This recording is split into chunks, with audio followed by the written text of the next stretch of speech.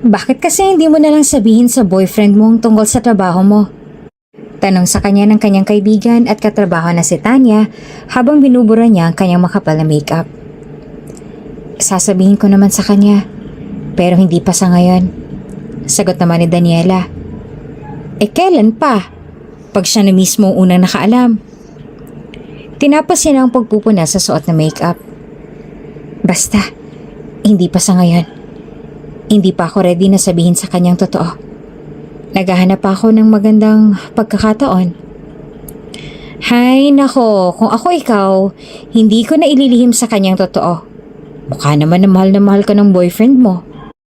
Hindi mo kailangan na magtrabaho pa dito sa sobrang yaman ng boyfriend mo. At saka kung talagang mahal ka niya, matatanggap ka niya. Medyo proper pa nga ang work mo kasi nagsiserve ka lang sa kanila ng alak. Unlike me, nakinakama ng kung sino-sino. Kung bago ka pa lang sa channel na ito, Ate Jane TV, huwag kalimutang pindutin ang notification bell and subscribe button. Sana po hindi naman malaking abala sa inyo ang pagpindot ng subscribe button dahil ang kapalit po nito ay ang pagsuporta para makapag-produce ng mga libreng stories sa mga channels ni Ate Jane. Maraming salamat! Isang waitress sa isang club si Daniela Montejano. Habang ang kanyang nobyo naman na si Regulus Rockwell ay anak ng mayaman na pamilya na tagapagmana ng malaking kumpanya. Ang ina ni Regulus ay isang tanyag na artista na hinahangaan ng maraming mga tao at ang ama ay may-ari ng bangko. Napakalayo ng estado nila sa buhay. Langit ang binata habang siya ay nasa lupa. Kahit sa ang anggulo tignan ay hindi sila bagay, lalo na sa trabahong meron siya ngayon. Ngunit mahal na mahal niya si Regulus at ayaw niya na mawala ito sa kanya. Kaya siya nagsinungaling tungkol sa trabaho na meron siya. Ang pagkakaalam ni Regulus ay galing din siya sa mayaman na pamilya na maganda ang kanyang trabaho. Nagawa niyang magsinungaling para magustuhan din siya ng ina nito at hindi mawala sa kanya si Regulus. Sa loob ng mahigit 2 taon nila na pagiging magkakilala at 1 taon na pagiging magkasintahan ay nagawa niya na mailihim kay Regulus ang totoo. Ngunit tama ang sabi ng iba, walang lihim na hindi nabubunyag. Nang dahil din sa kagagawa ng ina ni Regulus ay nabunyag ang totoo. Frinain up siya ng ina ni Regulus at pinalabas na hindi lang siya nagsisinungaling kay Regulus, kundi ay niloloko niya rin ito. Totoo ba? Totoo bang niloloko mo lang ako? Galit na sigaw sa kanya ni Regulus. Hindi yan totoo, Regulus. Hindi kita niloloko. Hindi ko yan magagawa sa'yo. Nanginginig ang boses na paliwanag niya. Then what's the meaning of this, Daniela? Ipaliwanag mo nga sa akin to. Inilapag ni Regulus sa harapan niya ang isang picture. Picture niya na nakaupo sa lap ng isang lalaki. Hindi totoo yan. Humihikbi siya. Ang lalaki sa picture ay ang nambasta sa kanya noong 1 linggo. Bigla na lamang siyang hinila ng lalaki paupo sa kandungan nito ng mga oras na yon. At kilala ni Daniela kung sino ang nag-utas sa lalaki na gawin yon. Walang iba, kundi ang ina ni Regulus. Hindi totoo? Ako pa talagang niloko mo. It's so obvious that you're sitting on that asshole slap. Mukhang nag-e-enjoy ka pa nga eh. Tapos sasabihin mo sa akin na hindi yan totoo? Kagat-kagat ang ibabang labi para pigilan ang paghikbi ay umiling siya. Marahas na natawa si Regulus. Magkahalong sakit at galit ang makikita sa mukha nito. I trusted you, Daniela. Minahal kita ng buong buo. At binigay ko sa iyong tiwala ko. Ang hinihingi ko lang naman ay ang pagiging tapat mo sa akin. Bakit hindi mo yan nagawang ibigay sa akin? Hindi ko naman kailangan na maging mayaman ka. You don't have to pretend to be rich in front of me. I am rich enough to need wealth from others. I'm sorry. I'm sorry. Mapakla itong natawa. Iyan lang ba masasabi mo ngayon sa kabila ng lahat? Hindi siya sumagot. Alam niya na kahit anong gawin niyang paliwanag ay hindi na siya nito paniniwalaan dahil yun ang tingin nito sa kanya. At hindi rin naalis sa isip niya ang pagbabanta sa kanya ng ina nito. Kailangan niyang ilayo ang sarili sa binata para sa mga pangarap nito. Minahal kita ng sobra, Daniela. Hindi ko alam kung anong kulang sa pagmamahal ko para lokohin mo pa rin ako ng ganito. Kung sinabi mo lang sa akin ng totoo, ay matatanggap pa rin naman kita dahil mahal kita. But you fooled me. For 2 years. You fooled me. Pinagmukha mo akong tanga. Pinaniwala mo ako sa lahat ng mga kasinungalingan mo. Humakbang ito paatras, palayo sa kanya. I don't think I can continue to be with you after all the things you've done to me. Let's end this here. Tuluyang nawala ng lakas ang mga tuhod ni Daniela at napaluhod siya sa sahig, sabay sa bunot sa sariling buhok, habang walang humpay sa pagtulo ang kanyang mga luha. Patawarin mo ako, Regulus. Hindi kita niloko. Hindi ko yun magagawa sa'yo. Pasensya na kung hindi ko man lamang naipaliwanag sa'yo. Gusto ko na matupad mo ang lahat ng pangarap mo. At ayoko na maging hadang ko sa pagtupad mo sa lahat ng gusto mong marating sa buhay. Mahigit 6 na taon na ang nagdaan, ngunit hanggang ngayon ay malinaw na malinaw pa rin sa isipan ni Daniela ang lahat ng nangyari. Hanggang ngayon ay sariwang-sariwa pa rin ang sakit sa puso niya na para bang kahapon lamang nangyari ang lahat ng yon. Mama, nakauwi na po ako galing sa school. Masaya at magiliw na sabi sa kanya ng kanyang 5 taong gulang na anak na si Iris Montejano Rockwell. Suot-suot ni Iris ang complete uniform at nakatali ng parang pasungay ang kulot na buhok na may design na Hello Kitty. Ang kapitbahay nila na dalagita na si Sunshine ang nagtali kay Iris kanina bago pumasok sa eskwela. Nilapag naman ni Daniela ang hawak na basket na may lamang labahan na kailangan niyang malabhan ngayong araw. Hello, baby ko! Masaya na bati niya sa anak at saka umuklo dahil tumatakbo palapit sa kanya si Iris para yumakap. Hinalikan niya ang tuktok ng ulo nito bago ito binuhat. Namiss kita, baby! Namiss din po kita, mama! At pinugpog nito ng halik ang pisngi niya. Pakiramdam naman ni Daniela ay nawala lahat ng pagod niya sa trabaho dahil sa kanyang anak. Ano, nag-enjoy ka ba kanina? Opo, mama! Naglaro pa kami kanina ng mga friends ko sa playground bago pa nag-ring ang bell. Masaya pa na kwento nito. Naka-perfect rin po ako. Talaga? Wow, ang galing naman ng baby ko. Opo, para po pag ako naging top 1 sa room namin, makikita ko na po si Daddy. Naglahong ngiti ni Daniela dahil sa sinabi ng anak. 5 taong gulang na si Iris at kasalukuyang nasa kindergarten. Ang lagi nitong hiling sa kanya ay ang makita ng ama. Hindi naman alam ni Daniela kung paano niya sasabihin ang totoo sa anak. Nagalit sa kanyang ama nito at baka nga'y ayaw na silang makilala pa. Ayaw niya na masaktan ang loob ng anak. Iris is sweet and beautiful young girl. At sa murang edad nito ay mabilis itong makaunawa. She's smart, just like her father. Noong naghiwalay sila ni Regulus 6 na taon ang nagdaan ay may nabuo na sanggol sa kanyang sinapupunan. At iyon ay si Iris. Ngunit dahil batid ni Daniela na labis ang galit ni Regulus sa kanya ay nilihim niya sa binatang tungkol sa kanyang pagdadalang tao. Umalis siya sa kanyang trabaho at bumalik sa kanilang probinsya kung saan nabuhay siya ng payak at may sapat lamang nakita para makakain sila ng kanyang anak ng 3 beses sa isang araw. Tito Aiden, ano po yung dala mo? Masayang tanong ni Iris nang makita ang Tito Aiden nito, ang kanyang kababata na naging katuwang niya sa pagpapalaki kay Iris. Noong mga panahon na pakiramdam ni Daniela ay tinalikuran na siya ng lahat, na halos maging ang mundo ay pakiramdam niya ay tumalikod na rin sa kanya, hindi siya iniwan ni Aiden. Lagi itong nasa tabi niya para damayan siya. Siyempre, ang favorite mo ang pineapple pie. Nakangiti ng malawak na sagot ni Aiden sabay pinakita ang dala kay Iris na agad naman na tumakbo papunta sa harap ni Aiden at kinuha ang dala. Wow! Ang sarap naman po nito, Tito! Thank you po! The best ka po talaga! Oo naman! Narinig kong perfect score ka! Opo, Tito! Sabi pa nga po ni teacher, kung i-continue ko lang po yun, ay ako raw po ang magiging top 1 sa kindergarten at mag-i-speech daw po ako sa graduation. Mas lumawak ang ngiti ni Aiden.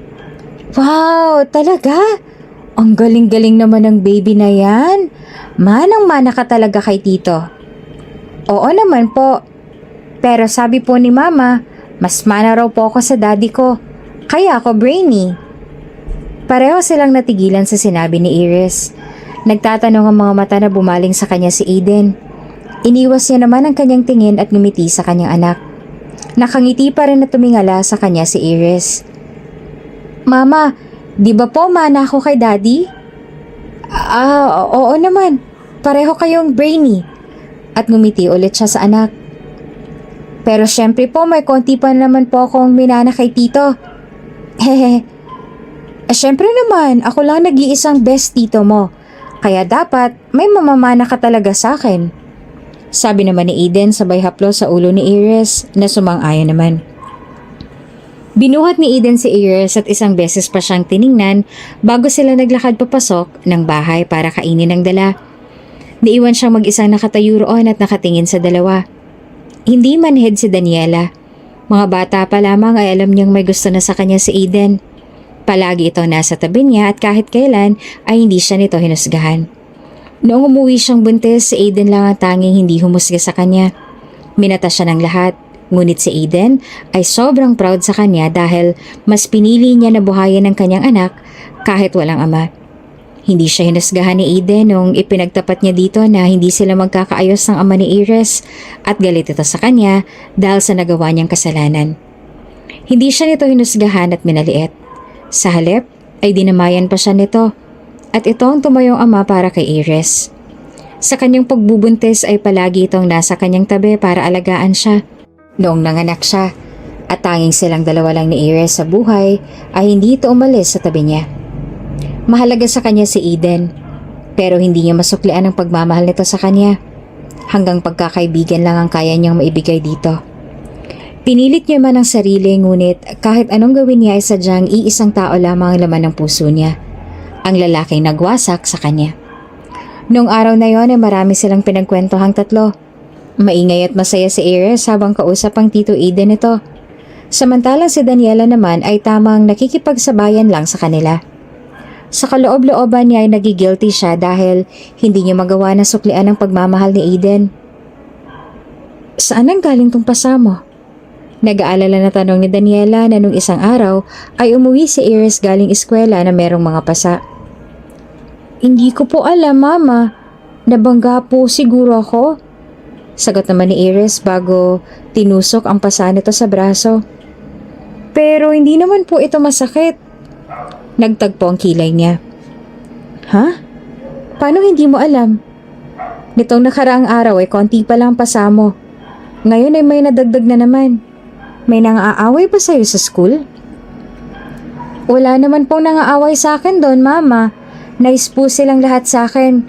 Itong mga pasa ko, wala lang po ito. Hindi naman po masakit. Hindi ko nga po alam kung saan ko sila kukuha o kung may bagong pasaman sa aking katawan. Huwag po kayong mag-alala. Tulad po ako ni Daddy. Brave po ako kaya hindi po ako mabubuli ni naman. Ngumiti ito sa kanya at nagpakita pa ito ng muscles kunwari para mawala ang pag-aalala niya. Sige na po, Mama, magpapahinga lang po muna ako. Pagod na po kasi ako dahil may math subject kami kanina. Bagaman nag-aalala siya, tumango siya at humalik sa tuktok ng ulo nito. Oh, siya, sige. I love you. Pahinga ka mabuti, ha? I love you din po. Pinagmasdan pa ni Daniela ang anak na hindi pa rin nawawala ang pag-aalala sa kanyang nararamdaman. Ilang sandali pa ay mabilis na nakatulog ang kanyang anak na nasa loob ng kulambo. Pumasok din si Daniela at naupo sa tabi nito. Inalis niya ang ilang hibla ng buhok na humaharang sa mukha nito. Nakapaot ang maputlang labi nito habang mahimbing pa rin na natutulog. Kamukhang kamukha niya ito. Sa maliit at matangos na ilong, sa maliit at malamanika na mukha, kapal at horma ng kilay, maliit at hugis puso na labi. Maging ang kulot nitong buhok ay namana lahat sa kanya. Ang mata lang nito ang namana sa ama. Mayroong hazel brown eyes si Iris na almond ang hugis na tulad ng sa ama. At ang pagiging matalino rin ito ay isa pa sa mga namana ni Iris kay Regulus. Hindi ni Daniela inilihim ang totoo kay Iris tungkol sa pagkatao ng ama nito. Alam ni Aries kung ano ang pangalan at itsura ng ama, kung saang pamilya ito nagmula. Alam ni Aries na nag-aaral sa pagkadoktor ang ama, at siguro ngayon na isa ng magaling na doktor. Ganun pa man ay inilihim niya kay Aries ang tungkol sa nangyari sa kanilang dalawa ng ama nito. Inilihim niya ang totoo na may malaking galit sa kanya si Regulus dahil sa nagawa niya noon. Malapit ang graduation ni Aries sa kinder. Nasabi niya na ba sa'yo kung anong gusto niyang regalo? Tanong sa kanya ni Eden habang pareho silang nasa labas ng bahay at nakatingin sa malayo. Sinulyapan niya ito at malungkot na tumango. Oo, ang gusto niya ay makita ang daddy niya. Doon pa man ay gustong-gusto na ni Aries na makita ang ama. At ngayon nga na nalalapit na ang graduation nito, hindi niya alam kung paano sasabihin na hindi niya naman matutupad ang hiling nito. Lalo pa na nagsumikap talaga si Aries sa pag-aaral para sa wish na iyon. Sinabi mo na ba sa kanyang totoo? Umiling siya. Hindi pa. Ayokong saktan siya pag sinabi ko na hindi ko matutupad ang hiling niya. Lalo na't nagsusumikap siya sa pag-aaral para sa hiling na yon. Bakit hindi mo sabihin sa kanyang totoo tungkol sa alitan niyo ng ama niya? Matalinong bata si Aries. Sigurado ako na maiintindihan niya kung ipapaliwanag mo sa kanya. Hindi ko pa kayang saktan ang loob ng anak ko. Mahal na mahal niya ang daddy niya. Napabuntong hininga si Eden.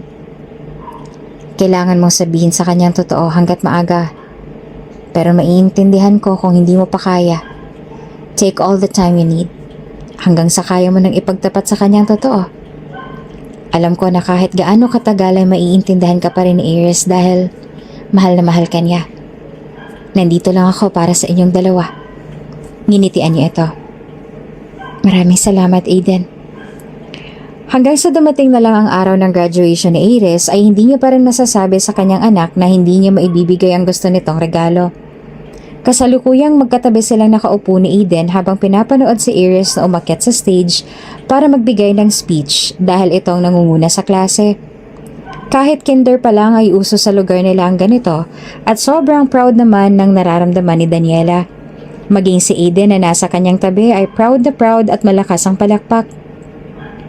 The chairman of the board of directors, Engineer Manuel Samson. Humarap si Aries sa isang lalaki at magalang na yumuko. University President Dr. Ko. Vice President for Academic Affairs Dr. Richard. Ganon din ulit ang ginawa nito sa sunod ng mga pangalan na nabanggit. Puno ng confidence na tumayo ng tuwid si Aries at nagsimulang magsalita habang merong ngiti sa mga labi. Magandang araw sa inyo kapwa kong graduates at sa mga minamahal na magulang. Kamusta po kayong lahat? Batid ko na sobrang masaya tayong lahat ngayong araw na to. We all worked hard until we reached this milestone. Before I begin, I would like to congratulate all the graduates and parents for reaching this journey. And I would also like to thank each and every one of you. Si Daniela na siguro ang pinaka-proud na ina habang nakatingin sa kanyang anak. Inisa-isang pasalamatan ni Aries sa mga naging guro at kaibigan nito sa kindergarten. At sa bawat katagang binitawan ni Aries ay napapaluha silang mga nakikinig dahil sa sobrang galing nito. Maging ang mga kinatawan ng universidad ay hindi napigilan ng pagtulo ng luha. Ngunit ang pinaka nagpatulo sa kanyang luha ay ang sinabi nito para sa kanya. At sa aking minamahal na ina, nais ko po kayong pasalamatan sa walang humpay na pagsuporta sa kindergarten journey ko. Maraming salamat po sa pagmamahal at pag-alaga niyo po sa akin.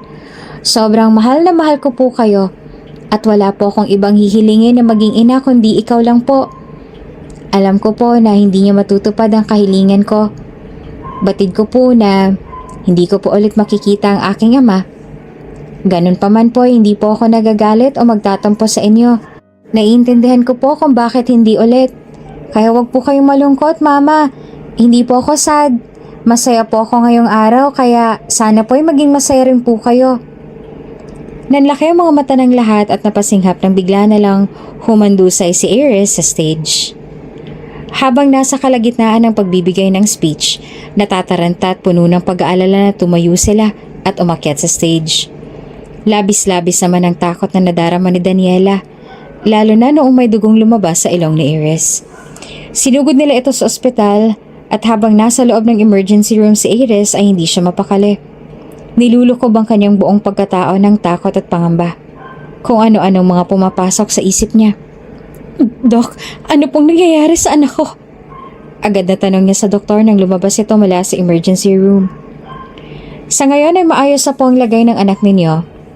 Tiningnan siya nito at si Aiden bago nagpatuloy sa pagsasalita. Subalit hindi natin masasabi na laging stable ang lagay niya. Meron pong acute leukemia ang inyong anak. Sa case niya po, hindi evident ang mga early symptoms niya. At ngayon lang po mas naging evident. Mabilis na nag-progress ang kanyang sakit at critical na ang kanyang kondisyon. Animoy, nabingit pinagsakloban ng langit at lupa si Daniela dahil sa sinabi nito.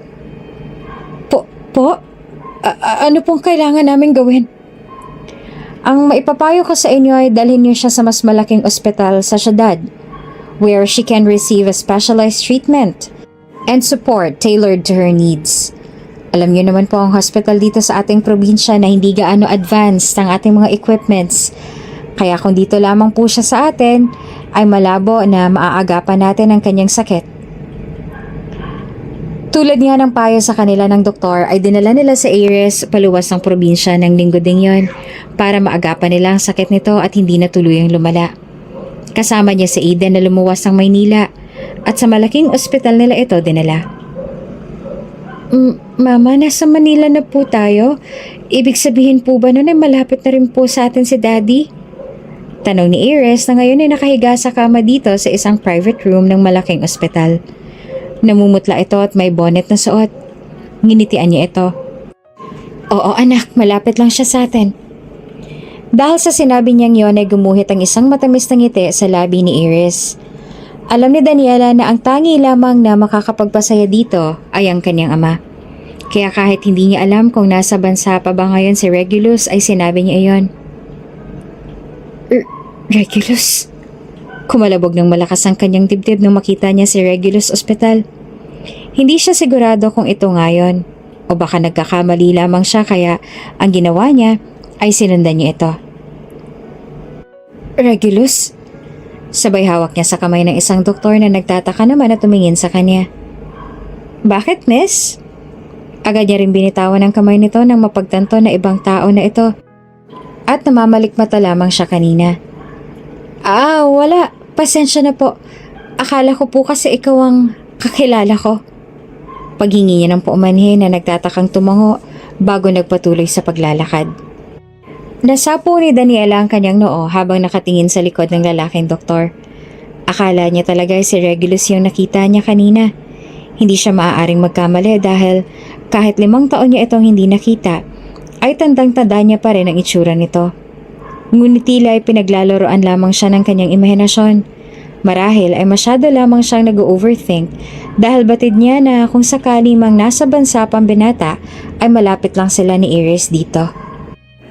Umiling-iling si Daniela bago tumilikod at naglakad na pabalik sa silid ng kanyang anak. Samantalang sa likod ng pader ay naroon ang isang binata, nakahalukip-kip at nakasilip sa dalaga na naglakad paalis. Bakit hindi mo lapitan? Nabigla si Regulus nang biglang may nagtapik sa balikat niya.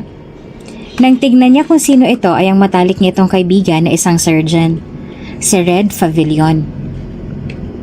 What? The girl earlier, yung tumawag sa'yo. Bakit hindi mo siya lapitan? Tumayo ng tuwid si Regulus at nilagay sa bulsa ang magkabilang kamay. Why should I? Matapos niya akong lokohin at bigla na lang siyang umalis nang wala man lang eksplanasyon na para bang hindi niya ako nasaktan. Ako pang unang lalapit sa kanya? I'm not going to do that. Hindi ako maghahabol sa atensyon niya. Nagpakawala ng malalim na buntong hininga si Red. Malay mo naman, meron siyang malalim na dahilan kung bakit niya ginawa yon. At saka pa, it's been 5 years. Hindi mo pa rin ba siya napapatawad? No? Hindi ko siya mapapatawad. Matigas na sagot ni Regulus. You're acting like you're still in love with her. I am no longer in love with her. Matagal ko nang ibinoon sa limot ang pagmamahal ko na yon sa kanya. Sagot niya. I am more interested in knowing what could be the reason why she's here. May sakit na leukemia ang anak niyang babae. Bulat na binalik niya ang tingin kay Red dahil sa sinabi nito. What? Ayon sa doktor na tumingin sa lagay ng bata, meron nitong acute leukemia. Galing sila sa isang probinsya at pinatransfer ang bata dito sa mas malaking ospital para mas maagapan daw ang sakit nito. So, that's the reason why your Totga is here. Hindi malaman ni Regulus kung saan siya mas magugulat sa revelasyon na iyon. Ang malaman na may sakit ang anak ng babaeng dati niyang minahal o ang malaman na meron na pala itong anak. Saan ka galing? Tanong ni Aiden kay Daniela pagkapasok niya sa loob ng silid ni Iris. May inasikaso lang ako. Sagot niya at sinulya pa ng anak na noon ay nanonood ng TV. Kanina pa ba siya gising? Oo, hinahanap ka niya. Ang sabi ko ay may binili ka lang sa labas. Tumango si Daniela bago lumapit sa anak na noon lang napansin na nakabalik na siya. Mama, saan po kayo galing? May inasikaso lang ako, kumain ka na ba? Bago siya humalik sa tuktok ng noon ito. Opo, kinain ko po ang apple na pinagbalat sa akin ni Tito Aiden.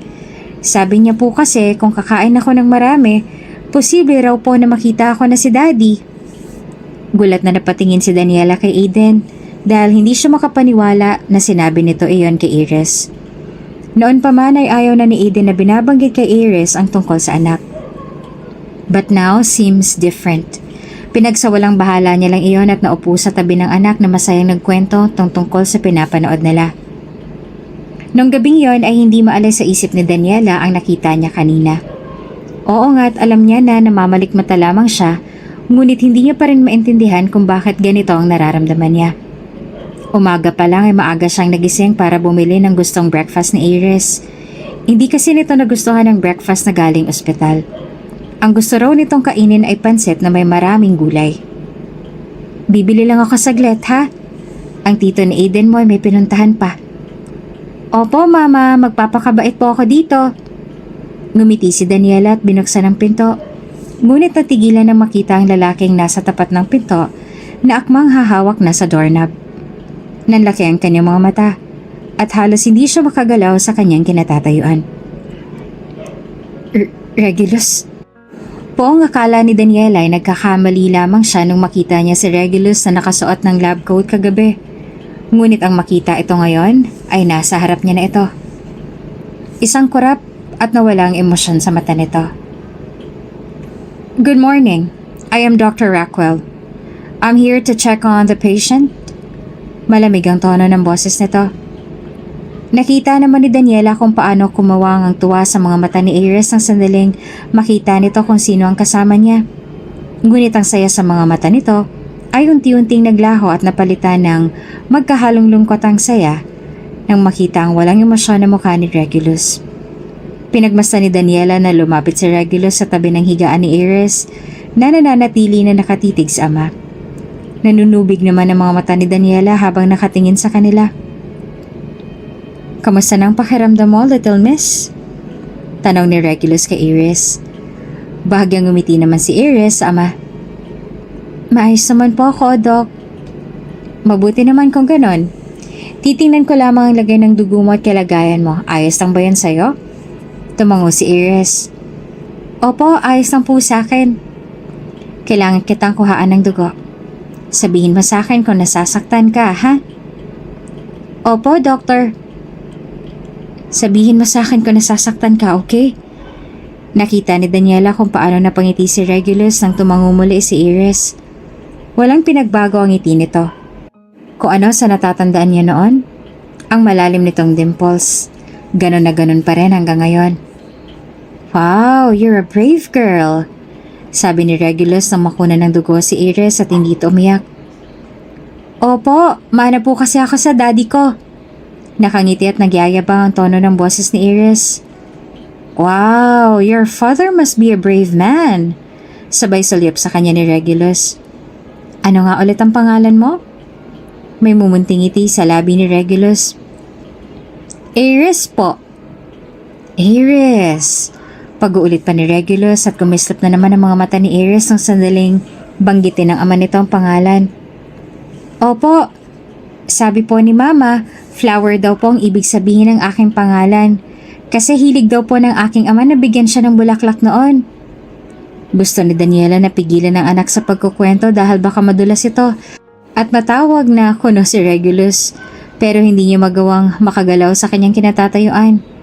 Ngumiti si Regulus kay Iris bago inaabot ang ulo nito.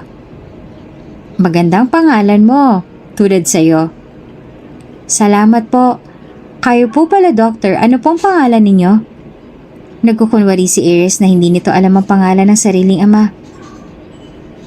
Regulus. Regulus Rockwell.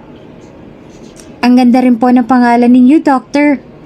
Ngumiti si Iris ng pagkalambing-lambing. Napakagandang pagmasa ng dalawa. Alam na alam ni Daniela kung gaano katagal hinintay ni Iris na dumating ang pagkakataon nito na makaharap ang ama. Ngunit hindi niya maintindihan kung bakit, imbes na maging masaya ay naninikip ang dibdib niya. Salamat. Magpapagaling ka lalo, ha? I'll be your doctor. Sabi ni Regulus kay Iris. Talaga po? Nagliwanag palalo ang buong mukha ni Iris. Ibig sabihin po ba nun ay lagi niyo po akong pupuntahan dito? Yes, bibisitahin kita 3 times a day para makita akong kondisyon mo. Ayos ang ba yan sa'yo? Opo. Halatang sobrang saya ni Iris nang dahil doon. Kung ganon, I'll see you later then? Akmang tatalikod na paalis si Regulus nang hawakan ni Iris ang kamay nito, kaya tumigil si Regulus at nagtataka na muling tiningnan si Iris. Doctor? Yes? May anak po ba kayo, Doctor? Maging si Daniela ay nagulat sa tanong ni Iris. Ang kislap sa mga mata nito ay para bang humihiling na oo ang isagot ni Regulus. No, wala akong anak. Nawala ang kislap sa mata ni Iris at unti-unting binitawan ang kamay ni Regulus. Ganun po ba? Yes. Tiningnan ni Regulus ang suot na relo na pambisig. Pasensya ka na ha, pero kailangan ko nang umalis eh. May pasyente pa ako sa kabilang silid. Pero babalikan kita mamaya. Ayos na ba sa'yo yun? Opo, basta po babalik kayo sa akin, Doctor. Of course, babalikan kita. Ngumiti naman si Regulus kay Iris. Akala ni Daniela ay aalis na talaga ito, kaya natigilan siya at kumalabog ang kanyang dibdib nang huminto ito sa kanyang harapan at walang kabuhay-buhay na nagsalita. From now on, ako na nakatalaga na tumingin sa lagay ng anak mo. You can't complain to me. Ako naman ang may-ari ng ospital na to. Ang dating mga mata nito na puno ng kinang sa tuwing nakatitig sa kanya ay wala na. Para bang isa siya sa pinakakinamumuhian nitong tao habang nakatitig sa kanya. Marahan siyang sumagot. Sige, salamat. Hindi na ulit nagsalita si Regulus at nagpatuloy na sa paglakad. Nung tuluyan ito makalabas ng pinto ay lumapit siya sa tabi ng kanyang anak at nasa pintong nilabasan ni Regulus ang mga mata. Mas gwapo po pala sa personal ang aking ama, Mama. Ang astig niyo po sa kanyang suot, ano? Bagay na bagay po sa kanyang kasuotan niya. Malawak na ngumiti si Iris sa kanya. Masaya po ako na makita siya sa wakas, Mama. Pasensya ka na kung hindi ka niya nakilala, ha? Nahihirapan na sabi niya. Sobrang nasasaktan siya para sa kanyang anak dahil hindi mo lang ito nakilala ng sariling ama. Ayos lang po yun sa akin, Mama. Kahit itanggi niyo man po ako, wala pong problema sa akin yun. Ang mahalaga, masaya po ako na makita siya at mabait po siya sa akin. Pakiramdam ni Daniela ay dinurog ang kanyang puso dahil sa sinabi ng anak. Hindi pa rin naaalis ang ngiti nito sa labi at ang kumikinang ng mga mata. Alam niyo po ba, Mama, noong makita ko siya kanina, para po akong isinakay sa ulap dahil sa labis na saya. Kay tagal ko pong hinintay na dumating ang araw na to at makita ang aking ama. Higit na mas gwapo po siya sa picture na pinakita niyo sa akin noon. Masaya po ako na natupad niyang mga pangarap niya. At isa na siyang doktor ngayon. Hindi po ba't nakaka-proud si Daddy, Mama? Pinahid naman ni Daniela ang butil ng luha na tumulo sa kanyang mga mata at nahihirapan na nagsalita. Oo, nakaka-proud nga siya. Pakiramdam niya ay may kung anong nakaharang sa lalamunan niya at hindi siya makapagsalita ng maayos. Salamat mama at tinupad niyo po ang aking hiling na makita ang aking ama. Kahit po hindi niyo po ako kilala, sapat na po sa akin na masilayan ko siya at maramdaman na maaalagaan niya. Napakagaan po ng kamay niya na humawak sa akin. Parang hindi ko nga po naramdaman ang pagtusok ng karayom sa ugat ko kanina eh. Bandang tanghali na nung muling bumalik si Regulus sa silid ni Iris. Sakto pa na si Aiden ang nagbukas ng pinto dahil papasok na ito sa sideline sa construction site nung dumating din si Regulus. Magkahalong gulat at pagtataka ang mukha ni Aiden, ngunit hindi ito nagtanong nung makita ang kanyang reaksyon na sapat na para ipaliwanag ang lahat. Nagpaalam na si Aiden sa kanya kahit pa nagdadalawang isip pa ito na iwanan sila dahil malilate na ito sa sideline. Tahimik naman na inasikaso ni Regulus si Iris at ginawa ang mga kailangang gawin. Pinagmasdan lang ni Iris ang kilos ng ama at si Daniela ay pinagmasdan silang dalawa. Biglang sumagi sa isip ni Daniela kung anong klaseng buhay nila kung sakaling hindi nagalit sa kanya si Regulus at nalaman nito na may anak sila. Nanikip ang dibdib niya sa iniisip niyang yon. Inilihis niya ang kanyang tingin at palihim na pinahid ang kanyang mga luha. Alam niyo po ba, Doctor? Sobrang bagay na bagay po sa inyo ang suot ninyo, sabi ni Iris sa ama. Talaga ba?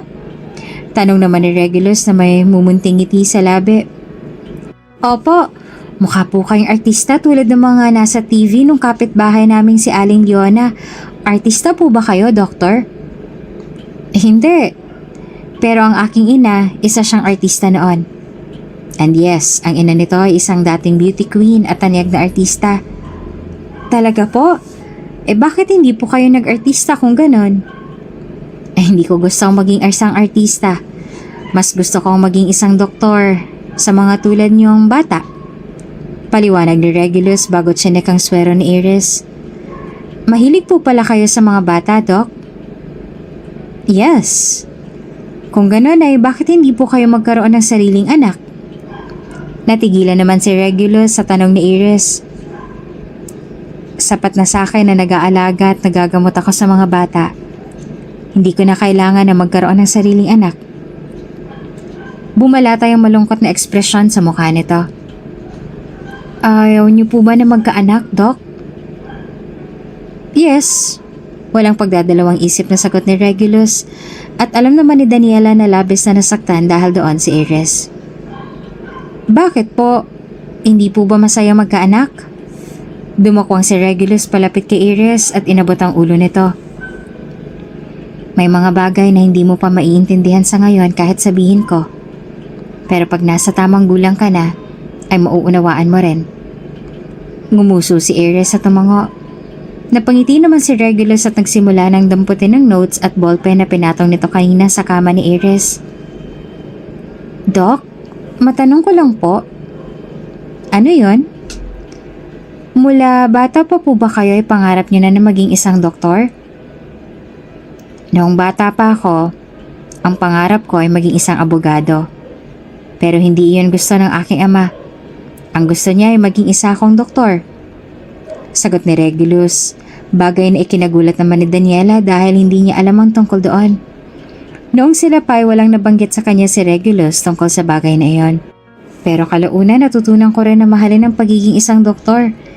Pinili kong maging isang pediatrician dahil doon pa man ay malapit na akong loob ko sa mga bata. Alam niyo po, nakaka-inspire po talaga kayo. At dahil po tuloy sa inyo ay masisipagan ko pa sa pag-aaral, sabi ni Iris. Gusto mo ba maging isang doktor din? Opo, sabi po kasi ni Mama, ang pangarap din daw po ng aking ama noon ay maging isang doktor kaya gusto ko po siyang tularan. Sagot ni Iris. Bagay na pareho nagpatigil sa kanilang dalawa. Oh, so gusto ng lalaki kanina dito na maging isang doktor? Nagtataka naman ang itsura ni Iris. Si Tito Aiden po? Yes, hindi ba siyang iyong ama? Hindi ko po siya ama. Matalik na kaibigan lamang po siya ni mama na. Ninong ko rin po siya. Magkahalong gulat at pagtatakang itsura ni Regulus na sumulyap sa kanya. Hindi naman niya nagawang makagalaw sa kanyang kinatatayuan. So, he's just your ninong? Opo. Hindi ko po alam kung anong pangarap niya nun eh. Hindi siya ang iyong ama? Pag-uulit ni Regulus na tila naniniguro kung tama ba ang pagkakarinig. Hindi po. Kung gano'n, nasa ang iyong ama? Nasa malayo po. Nababasa ni Daniela sa mukha ni Regulus na marami itong gustong itanong, ngunit mas pinili na lang nito na itikom ang bibig. Kumain ka na muna, sabi sa kanya ni Aiden na may inilapag na plastic bag sa kanyang harapan. Binili ko ang paborito ninyo ni Iris, dalawa yan, tig-isa kayo. Bago ito naupo sa kanyang tabi at tinignan si Iris. Naging maayos bang pakiramdam ni Iris buong araw?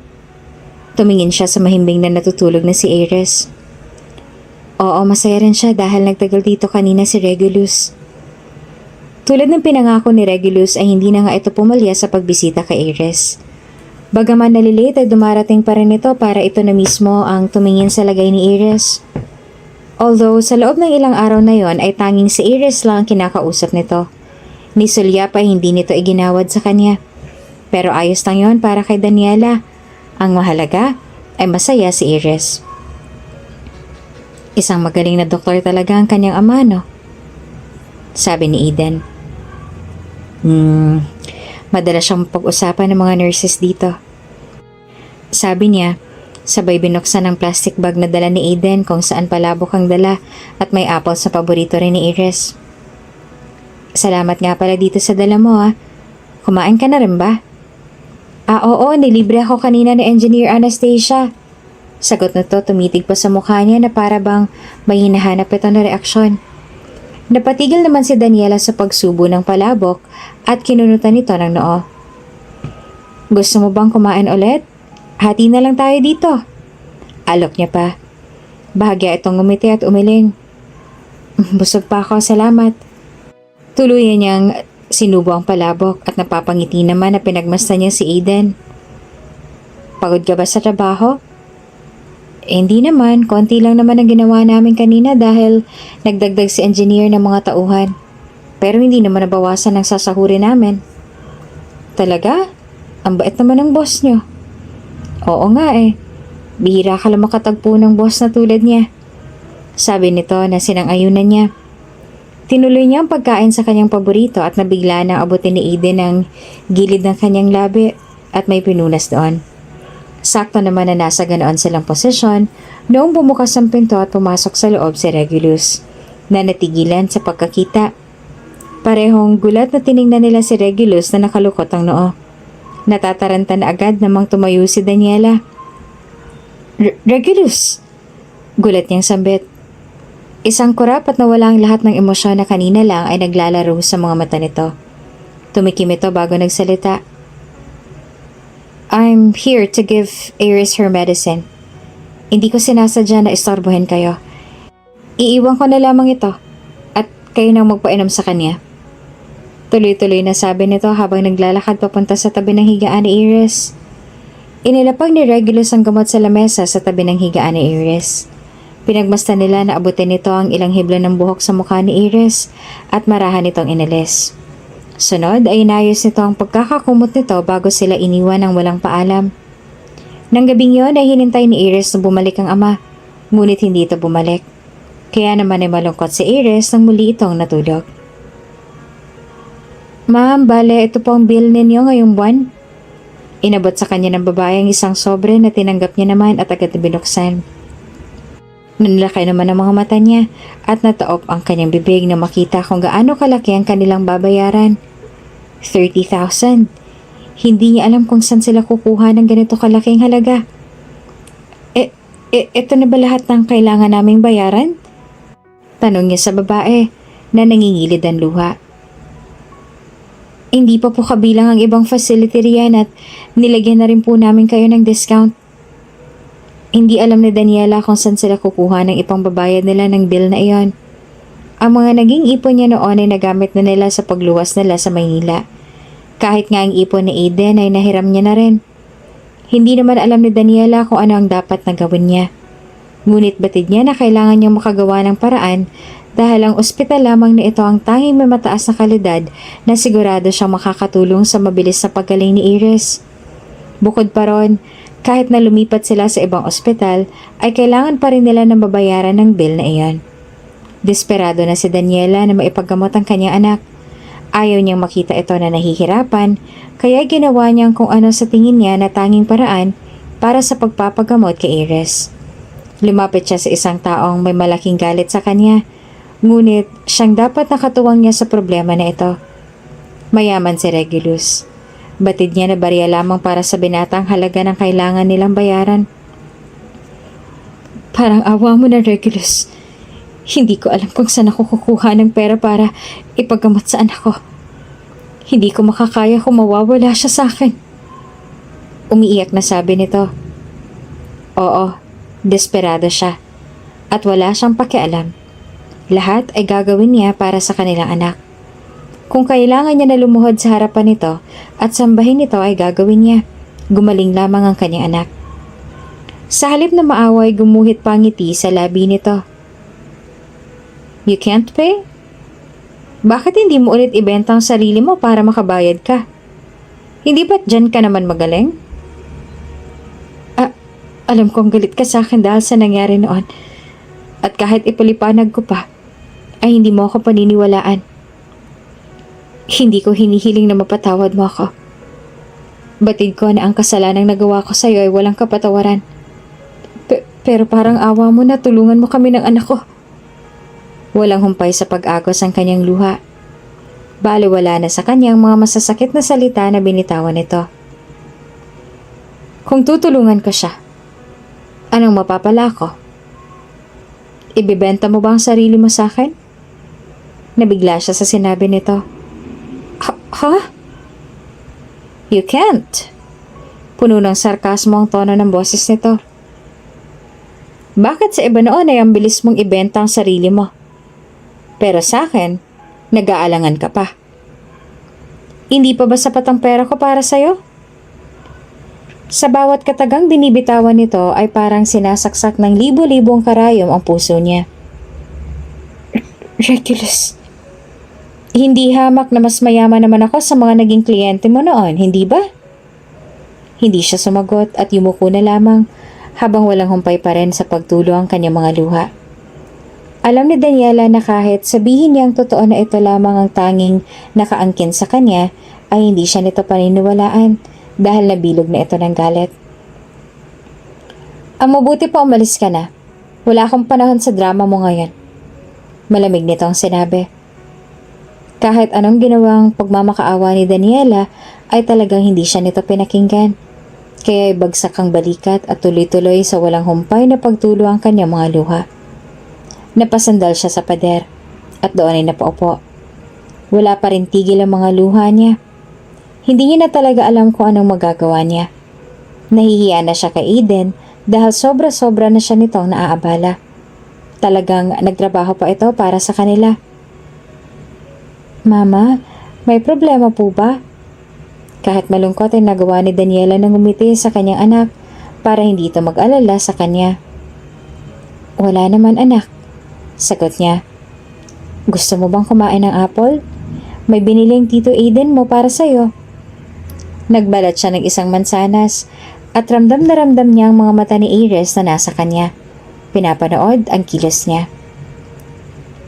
Mama, sabihin niyo lang po sa akin kung may problema po sabi sa kanya ni Iris, kaya napatigil siya sa pagbabalat ng mansanas. Naupo siya sa tabi ng kama at inabot ang mukha nito. Oo, pangako. Sasabihin sa'yo ni Mama kung sakaling meron, okay? Pagsisinungaling niya. Ngumiti naman si Iris at inabot ang kanyang kamay na nakahawak sa mukha nito. Mama, sabihin niyo lang po sa akin kung hindi niyo na po kaya na maipagamot ako rito. Pwede naman na po tayong umalis dito. Kahit nandito po si Daddy, ay ayaw ko po na nahihirapan kayo ni Tito Aiden. Isa pa, Magaling naman po ako dahil magaling mag-alaga si Daddy. Anak, kahit anong mangyari hindi tayo aalis dito hanggat hindi ka patuluyang magaling. Gagawin lahat ni Mama para mapagamot kita. Iyon ang pangako niya sa kanyang anak na tutuparin niya kahit anong mangyari. Miss, pwede kaya na mag-down muna ako ng 3,000 para sa bill namin? Tanong ni Daniela sa parehong babae na nagbigay sa kanya ng bill noong isang araw. Ano pong apelyido ng pasyente? Montejano. Tumango ang babae at may kung anong tinype sa keyboard. Base po sa records namin ay bayad na po lahat ng bill ninyo. Hanggang sa susunod na buwan kung sakaling magtatagal ang inyong anak dito ay bayad na rin po. Kahit po ibang facility na maaari po ninyong gamitin at mga gamot ay bayad na rin po. Ha? Sino nagbayad? Sa isip ni Daniela ay baka nagkakamali lamang ang babae. Imposible na bayad na ang bill nila. Ngayon pa lamang siya magbibigay ng down na 3,000. Hindi po ba kayo nagbayad? Nagtataka na tanong ng babae. Hindi, wala kaming ganyang kalaking halaga. Naguguluhan na sagot niya. Baka nagkakamali ka lang. Iris Montejano ang pangalan ng pasyente. Pakicheck naman ulit oh. Sinunod ang babae ang sinabi niya at nag-type ulit ng kung ano. Hindi po ako nagkakamali, ma'am. Bayad na po talaga kayo. Nakasaad din ba dyan kung sino nagbayad sa bill namin? Tiningnan ng babae at umiling. Wala pong sinabi dito kung sino eh.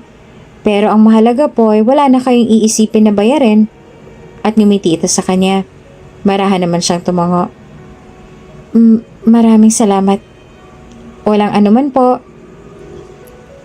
Wala sa sarili na naglakad si Daniela pabalik sa silid ni Iris. Iniisip niya kung sino ang posibleng gumawa nun at 2 tao lang ang pumasok sa isipan niya. Si Aiden at si Regulus. Anong nangyari, Daniela? Tanong sa kanya ni Aiden nang maabutan siya nitong naglalakad sa hallway na para bang wala sa sarili. May hindi ba magandang nangyari? Tiningala niya ito.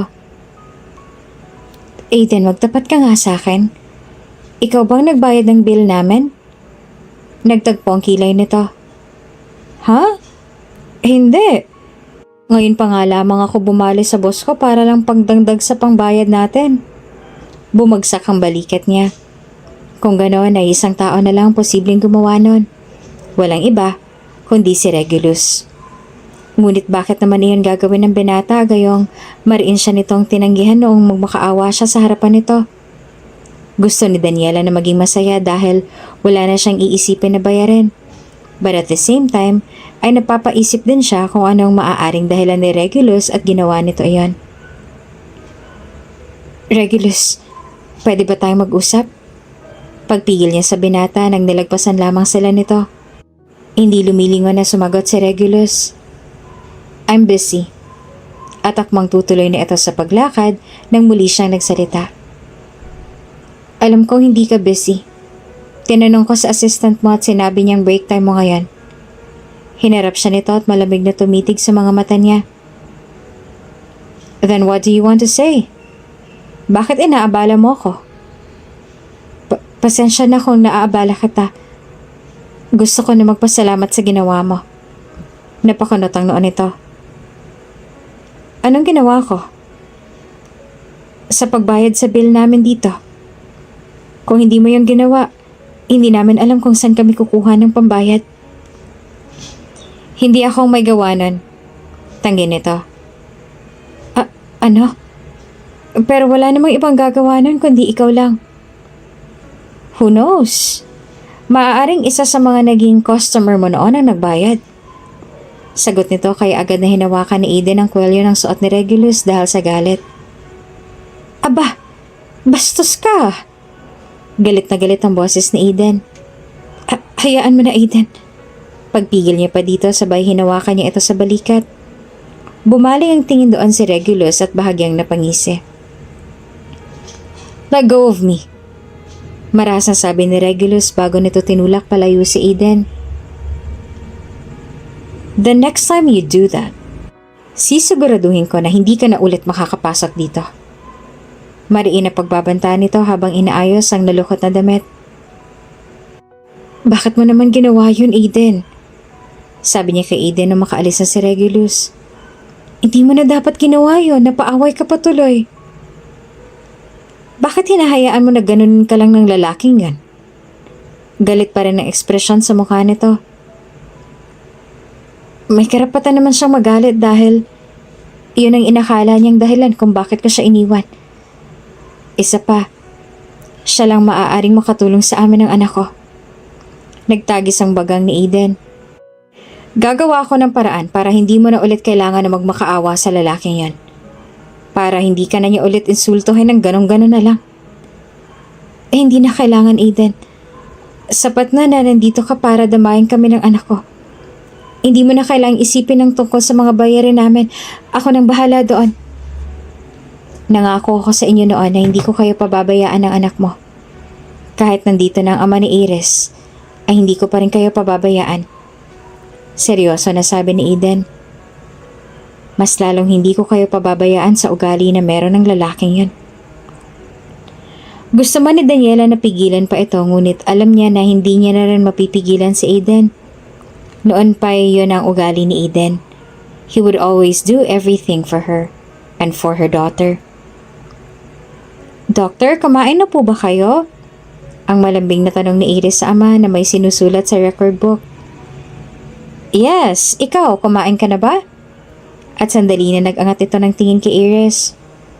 Opo, pero gusto ko pong kumain ng apple. Maaari niyo po ba akong ipagbalat? Agad na nagsalita si Daniela para pigilan ito. Ako nang magbabalat, anak. Pero mas gusto ko po na si doktor ang magbabalat. Oo naman, ilan bang gusto mong kainin na apple? Sagot ni Regulus kaya ay napabaling siya dito.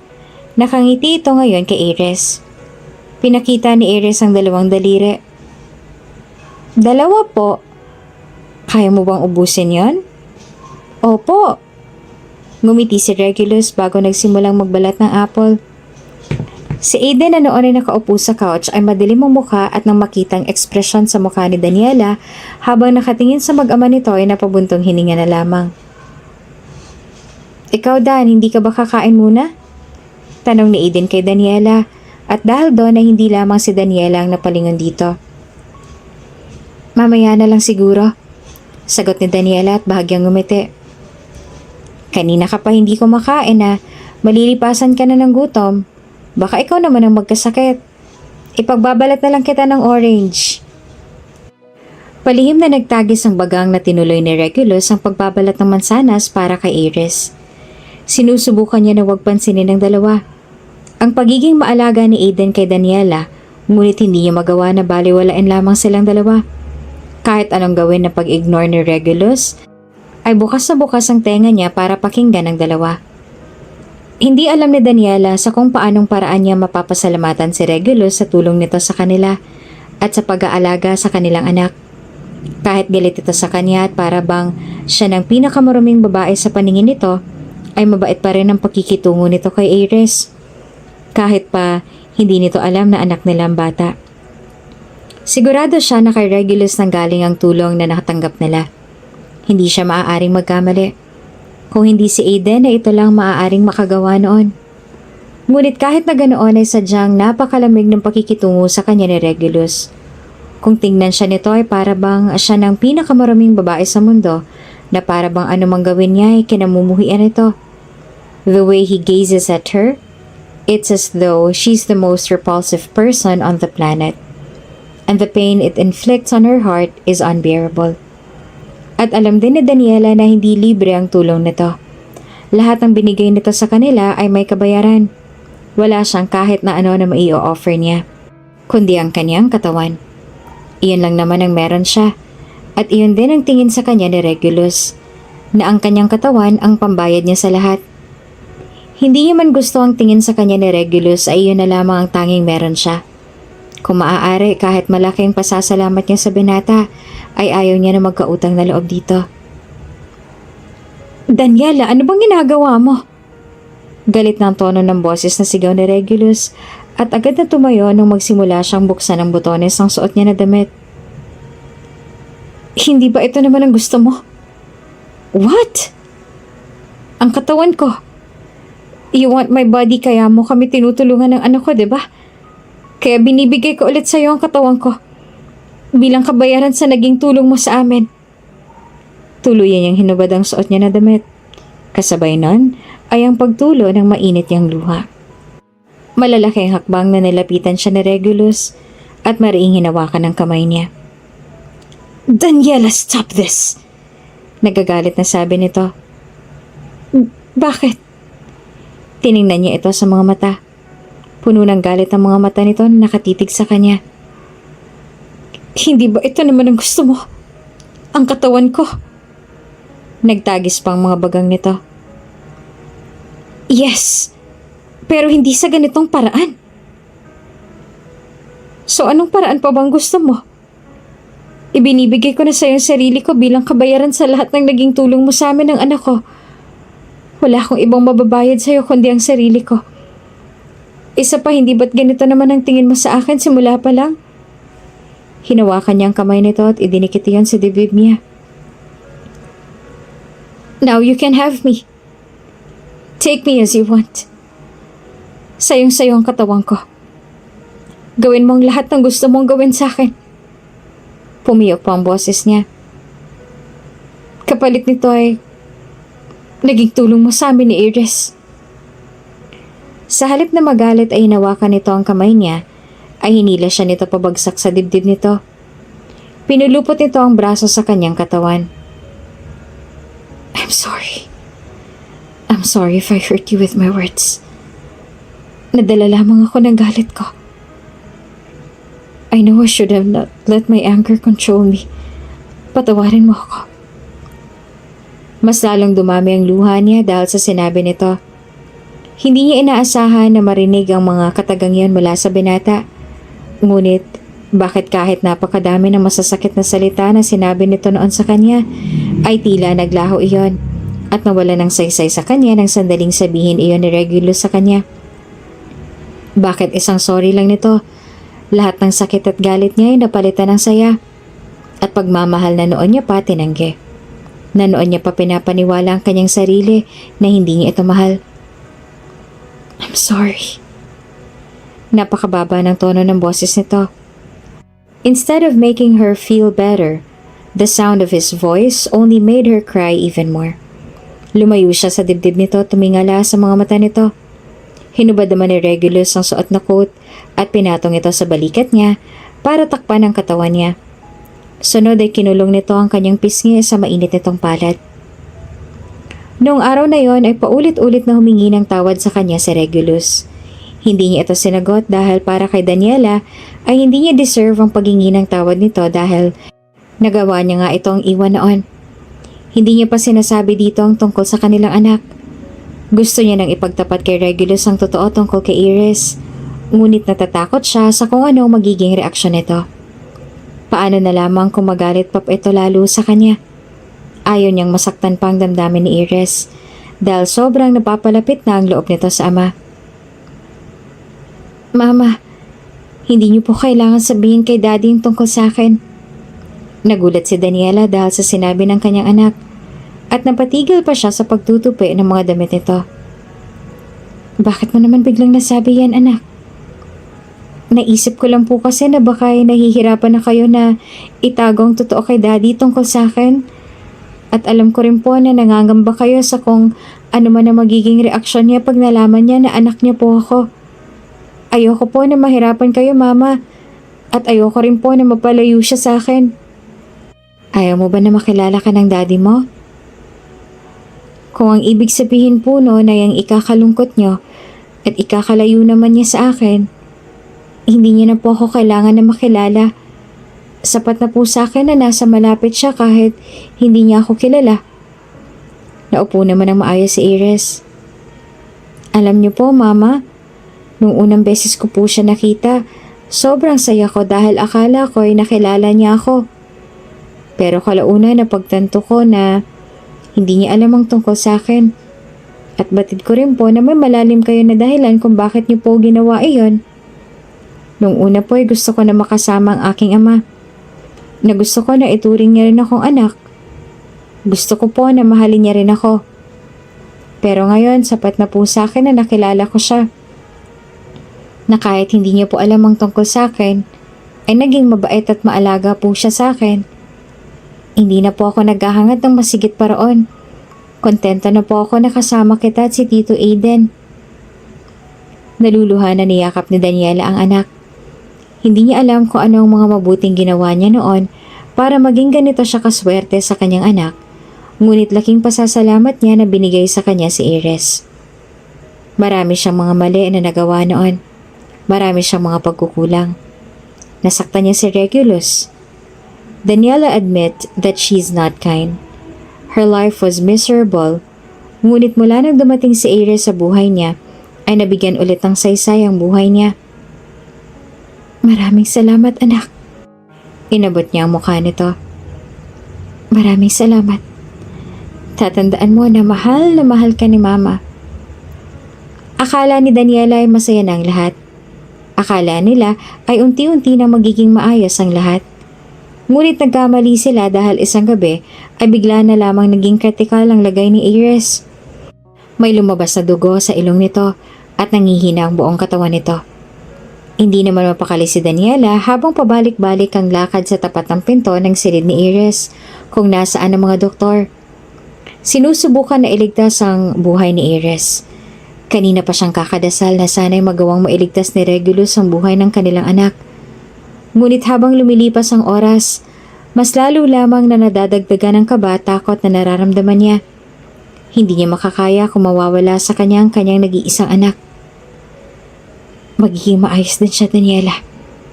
Pagpapakalma sa kanya ni Aiden. Matapang si Iris. Sigurado ako na hindi niya tayo iiwan. Lalaban siya. Pero natatakot ako, Aiden. Bata pa siya at mahina ang kanyang katawan. Paano kung hindi niya kayanin? Humagulhol siya ng iyak. Hinila siya ni Aiden pabagsak sa dibdib nito. Huwag kang mag-isip ng kung ano-ano, Dan. Matapang na bata ang anak mo. At magaling din na doktor ang kanyang ama. Magiging maayos din ang lahat kay Iris. Nasa ganon silang sitwasyon nang bumukas ang pinto ng silid at lumabas si Regulus na nakasuot ng mask. Kamusta na ang anak ko? Tanong niya. Iris' condition has taken a turn, and her leukemia has caused a significant drop in her red blood cell count. She needs a blood transfusion immediately to stabilize her. It's critical. Kahit nakasuot ng face mask ay kitang-kita na nag-aalala na emosyon sa mata ni Regulus. Ano? We've already started the process, but we're facing a shortage of the specific blood type Iris requires. We're doing everything we can to secure it, but we need your help too. Kung meron man sa inyo na may kapareho ng blood type niya, tell us as soon as possible. Kailangan niya ng dugo. Biyang dugo ko, sabi ni Daniela. Oo ako. Si Aiden. Wala ba kayong kamag-anak na parehong blood type sa kanya? Tanong ni Regulus at umiling siya. She's AB. If you can contact her father, please do it as soon as possible. I'm sure they share the same blood type. Kailangan niya na mabigyan ng dugo si Iris sa lalong madaling panahon. Pareho silang napatingin sa pagbukas ng pinto at labas ng isa pang doktor. Doc Rockwell, this is an emergency. Kailangan na ng bata ng dugo. Isa na lang ang pumasok sa isipan ni Daniela ng mga oras na yon. At iyon ay ang hindi niya kaya na mawala sa kanyang nag-iisang anghel na siyang tangi niyang kasama sa buhay. Nanlaki at nabalot ng pagtataka ang mukha ni Regulus nang bigla siyang lumuhod sa harapan nito. Puno ng luha ang kanyang mga mata na tinangalaan niya ito. Tulungan mo ang anak natin, Regulus. Pareho kayo ng blood type. Please, iligtas mo siya. Hindi ko kaya kung mawala siya sa akin. Parang walang katapusan na buhos ng ulan ng luha niya. Please, tulungan mo ang anak natin. Ah, anak natin? Anak mo siya, Regulus. Nagkaroon tayo ng anak noon. Pero itinago ko siya sa'yo. Pero kailangan na kailangan niya ngayon ng tulong mo. Kaya parang awa mo na iligtas mo ng anak natin. Hindi naman sumagot si Regulus. Maraming emosyon na naglalaro sa mata nito na hinarap nito ang babaeng doktor. Let's go back inside. I'll be my daughter's blood donor. Pinagmasdan ni Daniela na pumasok ulit sa loob si Regulus at ang babaeng doktor. Hinihiling niya na maging maayos ang lahat. Samantala, habang nakahiga si Regulus sa kama at ang kanyang kamay ay connected sa isang machine that extracted his life-giving blood, nakatitig siya kay Iris sa kanyang anak. Halo-halo ang kanyang nararamdaman, saya, galit, lungkot at pag-aalala. Masaya dahil may anak pala siya.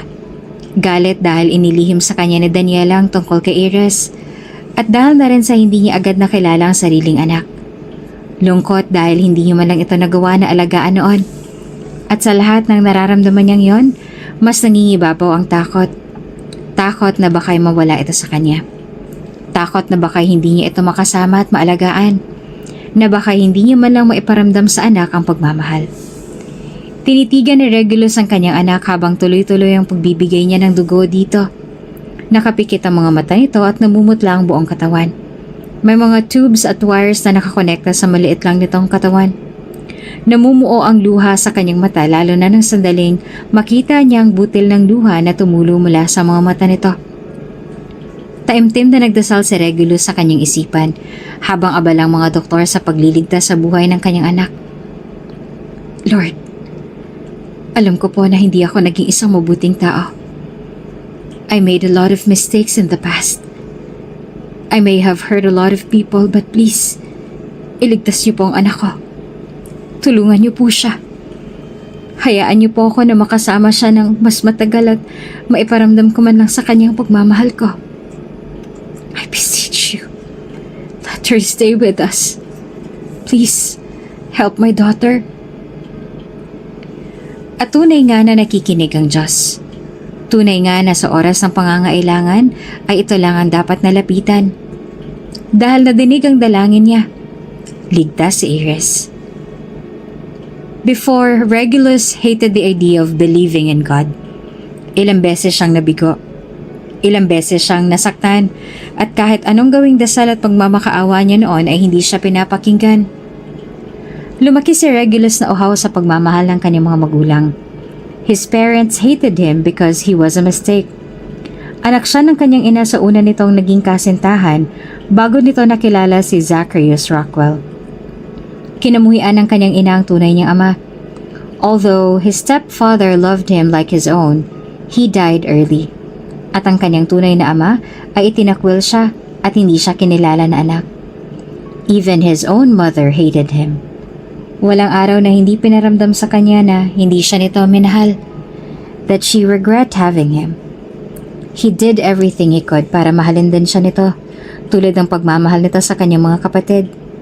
But she didn't make him feel loved. Araw-araw ay nagdadasal si Regulus na sana ay matutunan din siyang mahalin ang kanyang sariling ina. Pero walang nakinig sa kanya. Naging bingi ang mundo sa mga hiling at hinaing niya. Noong nakilala niya si Daniela, binigyan nito ng kulay ang mundo niya. Una pa lang ay alam na ni Regulus na itong gusto niya na makasama habang buhay at maging ang ina ng mga magiging anak niya. Pinagdasal niya sa Diyos na si Daniela nang maging katuwang niya habang buhay, na wala ng anumang makakapaghiwalay sa kanilang dalawa. And once again, his heart got shattered when no one listened to his prayers again, because he found out that Daniela was just fooling him, na niloloko lamang siya nito, na ginagago siya nito. Pero ngayon ay naniniwala na ulit siya. He believed that God was always there, listening and guiding us. Na kahit minsan na hindi natin maintindihan kung anong gusto niyang mangyari, lagi itong may magandang plano para sa atin. Just like him. Nawala sa kanya si Daniela at akala niya ay guguho ng mundo niya. Ngunit bumalik ito at hindi lamang mag-isa na bumalik dahil may kasama ito, ang kanilang anak. Kamusta ka na? Tanong ni Regulus sa anak sa mahinang boses. Nakahiga ito ngayon sa kama at nakatitig sa kanya ang mga mata na hindi niya man lang napansin noon na parehong-pareho ng sa kanya. Ngumiti sa kanya si Iris. Ayos lang po ako, Doctor. Inabot niya ang malamanika nitong mukha at hinaplos iyon. Masaya ako na ligtas ka. Aniya na nangingilid ang luha sa kanyang mga mata. Bakit po kayo naiiyak, Doctor? I am just happy dahil ligtas ka. Lumawak ang ngiti nito. Magaling po kasi kayong doktor, Doctor. Maraming salamat po sa dugo na ibinigay niyo sa akin. Pwede ba kitang yakapin? Naupo naman si Iris mula sa pagkakahiga at sunod-sunod na tumango. Agad namang siyang dumukwang at niyakap ito na mahigpit. Hinalikan niya pa ang buhok nito. Noon ay hindi sumagi sa isip ni Regulus ang magkaroon ng anak. Nung mawala si Daniela sa buhay niya, pakiramdam niya ay nawala na rin ng saysay ang buhay niya. Ang mga pangarap niya na isang buo at masayang pamilya noon ay naglaho na parang isang bula. Hindi na sumagi sa isip niya na magkaroon ng sariling anak mula noon. Sapat na sa kanya na mag-alaga at gamot siya ng mga batang may sakit. Ngunit ngayon, habang yakap-yakap niya ang kanyang anak, muling nabigyan ng saysay ang buhay niya. Parang isang gasera na nasindihan at muling nag-alab ang puso niya. His life was like a snowflake, floating into an abyss until Iris came into his life. Binigyan ito ng kulay ang kanyang buhay. Ito ang nagsilbing liwanag sa kanyang madilim na mundo. Gusto ni Regulus na sabihin ang totoo sa kanyang anak. Gusto niyang ipagtapat dito na siyang ama nito, ngunit natatakot siya sa magiging reaksyon nito. Natatakot siya na baka magalit ito sa kanya at lumayo pa ang loob. Ayaw niya nang mapalayo sa kanyang anak. Hindi niya na makakaya pa na mapalayo dito. Doctor, may problema po ba? Umiling si Regulus sa anak. No, nothing. Nagugutom ka ba? Gusto mo bang kumain? Opo, gusto ko po ng apple. Mabilis niyang pinagbalat ito ng apple at inasikaso ang pagkain nito. Tahimik naman na nanonood lamang sa kanila si Daniela at Aiden na parehong may hindi maipaliwanag na ekspresyon sa mukha. Bakit po ang bait-bait niyo ngayon sa akin, Doktor? Tanong bigla sa kanya ni Iris kaya natigilan si Regulus sa ginagawa. Bakit hindi ba ako naging mabait sa'yo nun? Mabait po. Higit na mas mabait lang po kayo ngayon. Napapangiti na inabot niya ang ulo nito. Siguro dahil gusto ko na mas maging mabait palalo sa'yo at ituring kang prinsesa para hindi ka na mawala at mapalayo ulit sa akin. Hindi naman po ako lalayo, Doctor. Kahit po tuluyan na akong gumaling at makalabas mula dito, hahanapin ko pa rin po kayo dahil mahalaga po kayo sa akin. Nakakaramdam ng panibugho si Regulus sa tuwing nakikita niya kung gaano kalapit ang kanyang mag-ina kay Aiden. Kung gaano kasaya ang kanyang anak sa tuwing si Aiden ang nakikipaglaro dito. Nagsiselos at nasasaktan siya dahil hindi siya ang nasa tabi ni Iris habang lumalaki ito. Si Aiden ang laging nasa tabi nito. Wala kang karapatan na utusan akong layuan silang dalawa. Galit sa kanya si Aiden. Nandito sila ngayon sa rooftop ng ospital. Marahil ay sa sobrang selos na kanyang nadama, ay nahanap niya na lang ang sarili na kinukumpronta si Aiden. Mag-ina ko pa rin sila. Marahas na natawa si Aiden. Bakit? Kasama ka ba ni Daniela nung pinalaki niya ang anak ninyo? Nasa tabi ka ba ni Iris nung kailangan nito ng isang ama? Wala ka sa tabi niya. Dahil mas inuna mo pa na maniwala sa mga kasinungalingan ng iyong ina. Oo nga't ikaw ang ama ni Iris. Ngunit hindi kanya tinuturing na ama. Ano sa tingin mong nararamdaman niya pag nalaman niya na ikaw ang kanyang ama, ha? Sa sobrang galit ay hinawakan niya ang kwelyo ng suot nito at ganun din ang ginawa ni Aiden. Wala kang karapatan na utusan ako na layuan sila dahil naging wala kang kwentang ama para kay Iris. Dahil mas pinili mo na paniwalaan ang walang kwentang bintang ng iyong ina. Ano kaya sa tingin mong sasabihin ni Iris kapag nalaman niya na ang kanyang ama ay maduming babae ang tingin sa kanyang ina? Mas humigpit ang hawak ni Aiden sa kwelyo ng suot niya at nanggagalaite sa galit na nagpatuloy. Wala kang karapatan na umakto na parang asawa ni Daniela dahil hindi mo siya pinaniwalaan. Ni hindi mo man lang pinakinggan ang paliwanag niya. Alam mo ba ang dahilan kung bakit siya nagtatrabaho sa club noon bilang waitress at entertainer? Dahil may sakit sa akdo ang kanyang ama. Dahil baon na baon sila sa utang noon. Hindi niya sinabi sa'yo ang tungkol sa trabaho niya dahil natatakot siya na baka magalit ka sa kanya at iwan mo siya. Ikaw lang ang meron siya noon. Ikaw lang ang pinagkukunan niya ng lakas noon. Pero iniwan mo pa rin siya. Pinakinggan mo man lang bang paliwanag niya tungkol doon sa picture na nakita mo noon? Alam mo ba na ang ina mo ang may kagagawa noon? That she blackmailed her para hiwalayan mo siya. Nung umalis siya at umuwi ng probinsya, alam mo ba ang kanyang naging dahilan? Dahil sa kagagawan niya ng ina mo. Tinakot at pinagbantaan niya si Daniela. Tinakot siya nito na kung hindi ka niya lalayuan ay hindi mo matutupad ang lahat ng mga pangarap mo. Diba? Hindi mo ginawa ang lahat ng yun? Ni isa sa mga nabanggit ko ay wala kang ginawa. Kaya wala kang karapatan ngayon dahil wala kang kwentang ama at wala ka rin kwentang boyfriend kay Daniela noon.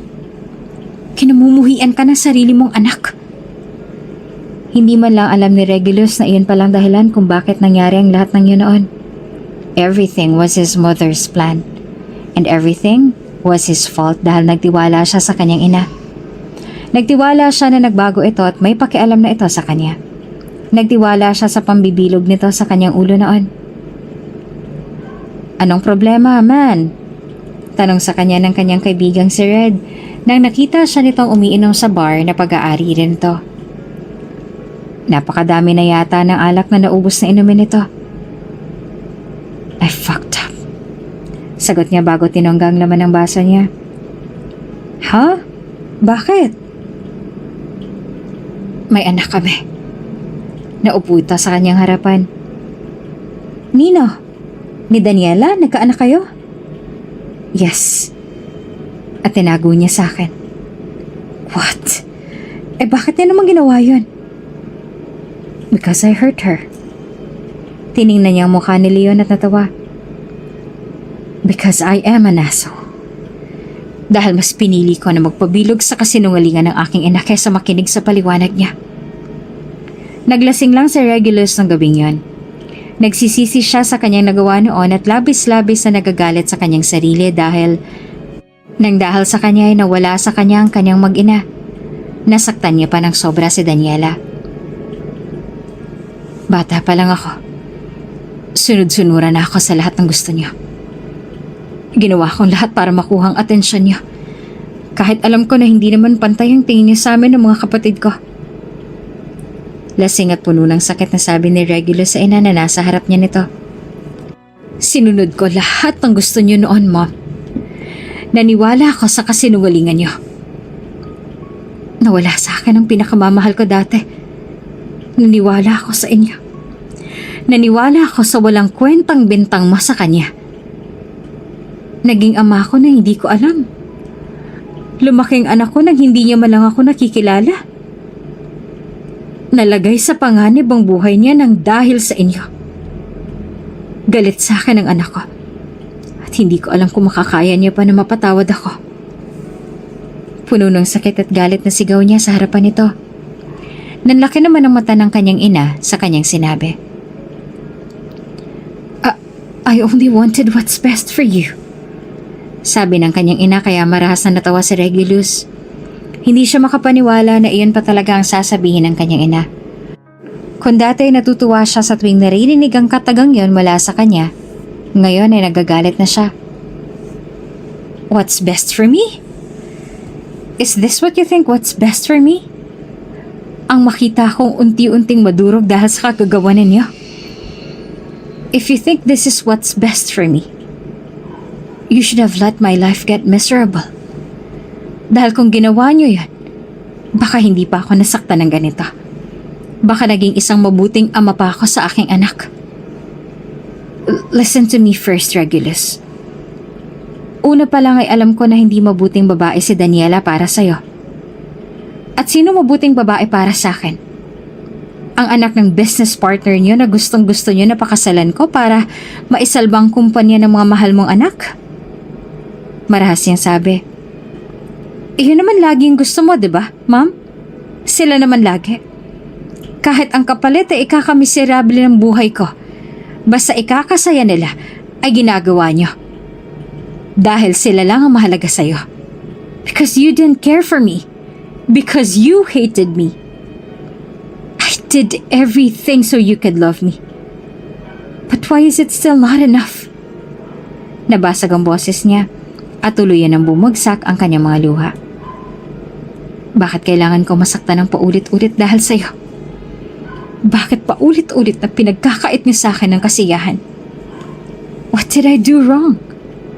I have been kind. I didn't ask to be born in this world.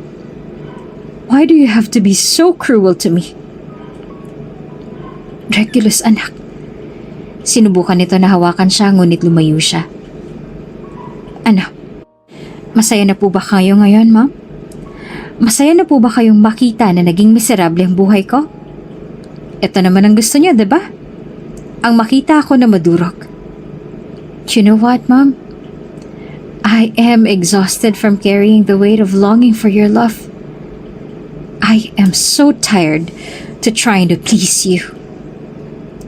2 beses na humakbang siya paatras palayo dito. Pagod na ako sa inyo. At pasensya na kung hanggang sa napagod na lamang ako ay hindi ko pa rin kayo nagawang napasaya. Pasensya na kung hanggang sa huli hindi ko nagawa na makamit ang gusto niyo. I'm sorry. I'm tired of trying to meet your expectations of me. Sa ngayon ay pipiliin ko muna ang aking sarili. I will choose my happiness first. Uunahin kong mag-ina ko. Animoy nakisabay ang buhos ng ulan sa sakit na nararamdaman niya. Dahil ng mga sandaling makapasok siya ay bumuhos ang malakas na ulan. Nanlabo ang kanyang mga mata dahil sa luha na mabilis niyang pinatakbo ang kanyang sasakyan. Sa sobrang bilis at dala na rin ng kalasingan ay hindi niya nagawang makapagkabig ng preno ng sasakyan niya at bumangga ito sa isang puno. Naramdaman pa ni Regulus ang pagtulo ng malapot na dugo mula sa kanyang noo bago tuluyan na pumikit ang mga mata niya. Nang magising si Regulus ay nasa loob na siya ng ospital at higit pang mas nakakagulat ay nasa tabi niya ang kanyang mag-ina na parehong nag-aalalang ekspresyon habang nakatingin sa kanya. Regulus, mabuti naman at gising ka na. Kamusta ng pakiramdam mo? Puno ng pag-aalala ang mukha ni Daniela. Nakatitig lamang siya dito at hindi nagawa na makasagot. Hindi niya maintindihan kung bakit sa dami ng kasalanan niya sa dalaga, kung bakit sa dami ng mga masasakit na salita na binitawan niya dito noon, at kung bakit sa kabila ng pagkukulang niya ay nag-aalala pa rin ito sa kanya. Iniwas niya ang kanyang tingin bago sumagot. I'm fine. Galas lang ito. Daddy, may masakit po ba sa inyo? Natigilan si Regulus nang marinig iyon mula kay Iris na lumapit sa tabi niya at tumawak sa kanyang kamay. Nangilid naman ang luha na tinignan niya ito. Daddy? Ngumiti sa kanya si Iris. Nag-aalala po ako sa inyo nung sabihin po nila mami na naaksidente raw po kayo. Masaya po ako na ligtas kayo. Nagtatanong ang mga mata na nag-angat siya ng tingin kay Daniela na bahagyang nakangiti sa kanya. Alam niyang tungkol sa'yo. Hindi ko inilihim sa kanya na ikaw ang ama niya. Hindi niya napigilan ang pagtulo ng kanyang mga luha. Bumagsak iyon dahil sa saya. Tinulungan naman ni Daniela ang kanilang anak na makaakyat sa kama. Inabot ang maliit na kamay ni Iris ang kanyang muka at ito nagpahid sa kanyang luha. Huwag po kayong umiyak, Daddy. Nalulungkot din po ako kapag nakikita ko kayong umiiyak. Kumikinang din ang luha sa mga mata ni Iris. Hindi magawa ni Regulus na makapagsalita at niyakap niya na lang ng mahigpit ang kanyang anak. I'm sorry, anak. Pasensya na kung hindi ka agad nakilala ni Papa. Humigpit ang yakap niya sa kanyang anak.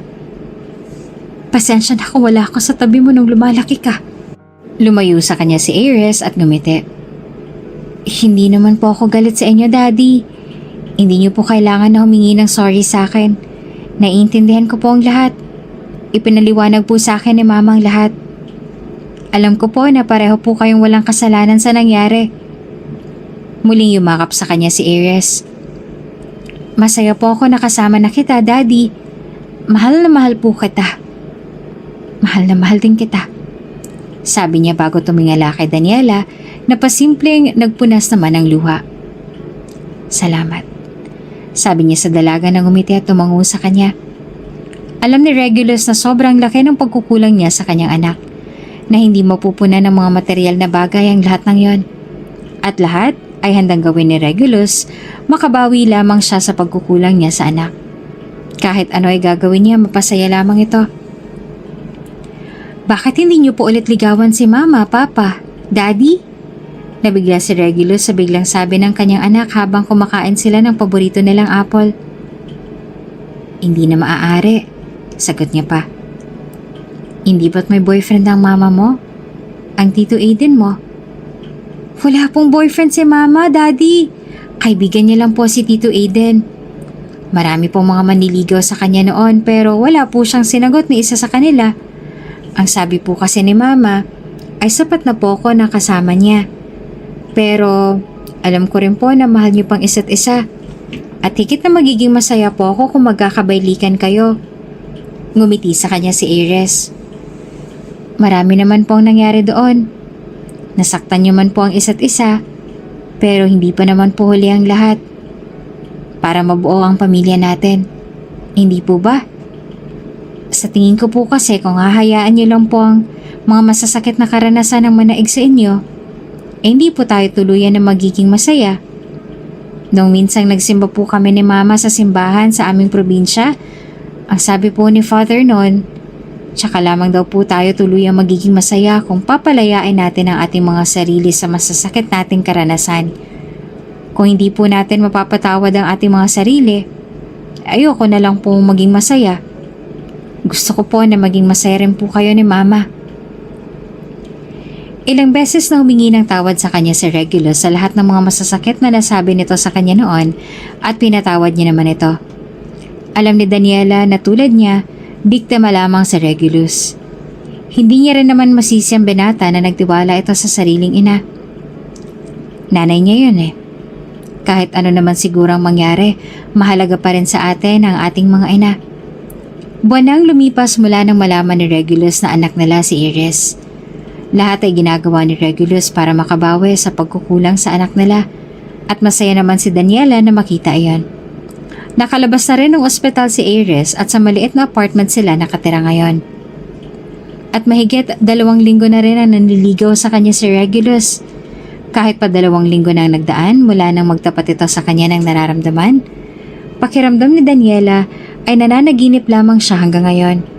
Hindi siya makapaniwala na sa haba-haba ng panahon na nagdaan siya, ay siya pa rin ang nag-iisang babae na lamang puso ni Regulus. At aaminin niya man o sa hindi, ay pareho silang dalawa ng nararamdaman. Mahal niya pa rin ito. Mahal mo pa rin siya, diba? Hindi agad nakasagot si Daniela sa biglang tanong ni Aiden. Ngumiti ito sa kanya pero ang mga mata nito ay puno ng sakit. Hindi mo kailangan ilihim ang totoo. Isang tingin pa lang sa mga mata mo, alam ko na agad kung ano ang sagot mo. Mahal niyo pang isa't isa. Kinagat niya ang ibabang labi at napayuko. I'm sorry, sabi niya sa mababang boses. Mahina namang natawa si Aiden. Bakit ka humiling ng tawad? Masaya ako na mahal niyo pa ang isa't isa. Kahit matagal kayong nagkawalay. Nag-angat ulit siya ng tingin sa mukha nito. May mumunting ngiti sa labi nito. Pero ang mga mata nito ay sinabi kung ano ang totoong nadarama. Mukhang nagsisisi na naman siya sa lahat ng mga nasabi niya sa'yo noon. At halatang mahal niya rin kayong mag-ina. Give him a chance kung sa tingin mo ay mas makakabuti sa inyo yung mag-ina. Pero paano ka? Ayaw niya nasaktan si Aiden dahil una pa lang ay alam niya nang mahal na mahal siya nito. Pero kahit anong gawin niya ay talagang pagmamahal lang ng isang kaibigan ang maibibigay niya rito. Isang beses pa nang umiti sa kanya si Aiden. Mahal kita. Mga bata pa lamang tayo ay ikaw nang minahal ko. Sabi ko pa nga noon ay, lahat gagawin ko para ikaw na rin ang magiging katuwang ko habang buhay. Pero hindi ko ipagsisiksikan ang sarili ko sa'yo. Kasiyahan mo lang ang gusto ko. At alam ko na hindi ka sa akin sasaya. Na kay Regulus mo matatagpuan ang kasiyahan na hiling ko para sa'yo.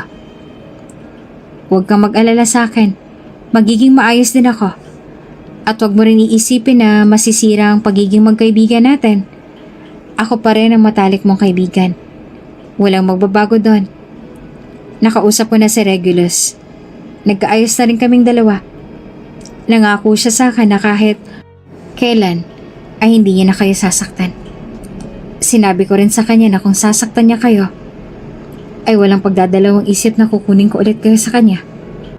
Seryoso siya sa inyong dalawa ng anak niyo at mahal na mahal niya kayo. Tiyak din ako na kung magkakabalikan kayo ni Regulus at muling mabuo ang iyong pamilya, ay higit na mas magiging masaya si Iris. Pumatak ang luha mula sa kanyang mga mata. Maraming salamat, Aiden. Matapos ang pag-uusap nila ni Aiden ng gabing yon, ay higit na mas naging malinaw para kay Daniela kung ano ang dapat niyang gawin. Gusto niya na bigyan ng kompleto at masayang pamilya si Iris, at gusto niya na muling mabuo ang naging kulang sa kanya mula noong maghiwalay silang dalawa. She wants to give him another chance.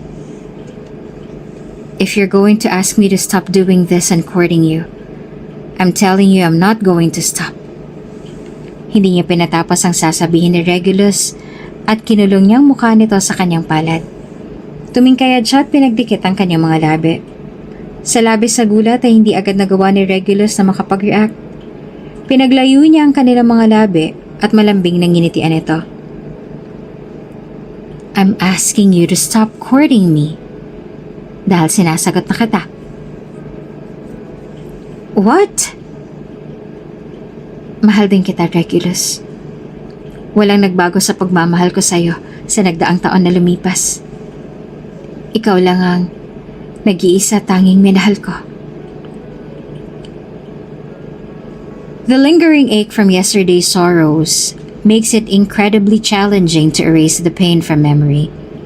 May mga araw na mas madalas mabuhay tayo sa alaala ng nakaraan kaysa kasalukuyan. Mahirap sabayan ang takbo ng oras. Some memories are more comforting to dwell than confronting the harshness of reality. Mahirap magpatawad, lalo na kung labis silang nasira ang mundo mo sa nakaraan. Forgiveness stands as the whole remedy capable of healing wounds inflicted on us. Iyon ang napatunayan nila Regulus at Daniela. The cruelty imposed on them has inadvertently contributed to shaping the resilient and fortified individuals they have become today. Daddy, welcome home! Tingnan niyo po ito, oh! Ang masayang salubong sa kanya na ngayon ay walang taang gulang na si Iris. What is that? Tanong niya sa anak bago umuklo para tanggapin ang yakap nito. Nag-bake po ako ng cookies para sa inyo. Pagyayabang nito at ipinakita sa kanya ang baked cookies. Wow! Ikaw lang talagang nag-bake nito? Opo. Mommy helped me rin. Aba, mukhang masarap pa. Is this for Daddy? Opo. Thank you, baby. Sabi niya bago binuhat. Sunod na nakita niya na lumabas ang kanyang asawa mula sa kusina. Nakasuot ito ng bestida at halatang halata na ang umbok ng tiyan nito. 8 buwan na itong buntis sa kanilang pangalawang anak. Hello, love. Ang masayang bati sa kanya ng kanyang mahal na asawa. Napakaganda nito sa suot na damit. Sa mata ni Regulus ay mas lalo itong gumanda. Hello, my love. Malambing niyang sabi na makalapit ito sa harapan niya bago niya ginawaran ng halik ang noo nito. How's your day? Did you have a lot of fun? Yes, marami kaming binake na cookies ni Iris. Ikaw, kamusta ang araw mo? Tiring, pero wala naman ang pagod ko dahil kasama ko na kayo. 1 taon mula na ikasal sila at kahit napakarami nang nagbago, hindi nagbago ang pagmamahal nila sa isa't isa. Mas lalo niya lang itong minahal. Noong unang taon mula nang nagkabalikan sila, ay lumapit sa kanila ang kanyang ina para humingi ng tawad sa lahat ng kasalanan na nagawa nito sa kanila noon. Hindi nila agad ito napatawad. Ngunit dahil lumalaki na ang kanilang panganay, ay ayaw na nila na lumaki ito na ang iniisip ay galit sa kanyang sariling anak. Pinatawad nila ito at binigyan ng pagkakataon. At iyon ang pinakamagandang desisyon na ginawa nila dahil pinatunayan nga nila ng kanyang ina na nagbago na nga ito. At ngayon ay naghahanda sila para sa kasal ni Aiden bukas. Ikakasal ito kay Engineer Anastasia at sa sobrang excited na nila, lalong-lalo na ang kanyang mag-ina, nabatid ni Regulus na sobrang masaya para kay Aiden dahil sa wakas ay nahanap na ito ang babaeng magmamahal dito. Aaminin ni Regulus na masaya pa rin siya para kay Aiden na ngayon ay matalik niya na lang na kaibigan. Sa pagkakataong to ay wala nang ibang mahihiling pa si Regulus. Nasa kanya na ang lahat. Binigay na ng Diyos ang lahat ng hiling niya. I love you so much, my babies. Sabi niya sa kanyang mag-ina na ngayon ay magkatabi at mahimbing na natutulog sa kanilang kama.